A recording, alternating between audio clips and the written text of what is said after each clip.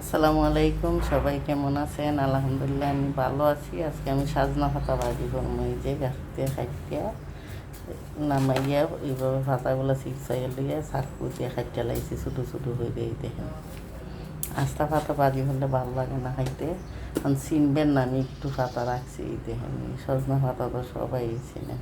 এই কারণ আমি কীভাবে রান্না করি দেখেন। কারণ সজনা পাতা অনেক রোগের উপকার হয়।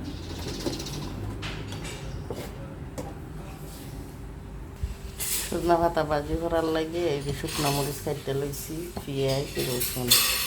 পেঁয়াজ রসুন একটু বেশি দিলে মজা লাগে খাইতে। কারণ যারা ডায়াবেটিস আছে এরা লাগে অনেক অনেক উপকার হয়। আমার ডায়াবেটিস, আমি ডেলি ডেলি পাতাগুলো ভাজি ভিজে খাই।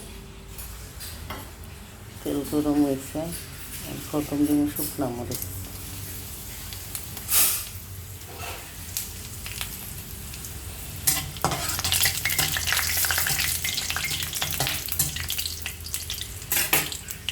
দিয়ে দিই, পেঁয়াজ রসুন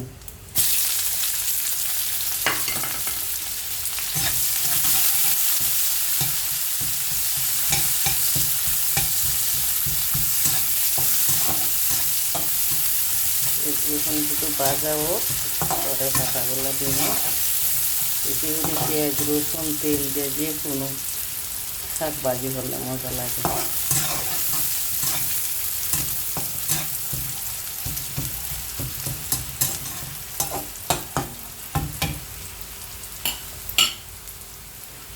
পেঁয়াজ রসুন ভাজা হয়েছে, এখন দিয়ে দিলাম পাতা।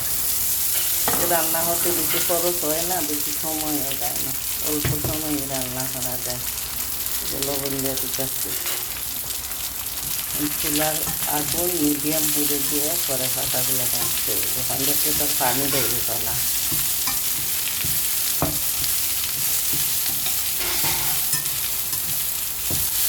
লাগে দই আনিছি, আস্তা পাতা 1.5 ধুইছি। ধোয়ার পরে এগুলা পাতা একটা একটা করে চুদাইয়া পরে বৌদের মধ্যে চুরিতে হাইতে লাগে, তাহলে আর বালু থাকে না। কিছুক্ষণ সময় এইভাবে নাড়াচাড়া করে পরে নামাই। এই যে দেখেন আমার শাক ভাজি হইতেছে, আমি চুলার আগুন একদম মিডিয়াম হয়ে দিচ্ছি। অনেকগুলো পাতা ছিল, একবার একটুখানি দিচ্ছি না,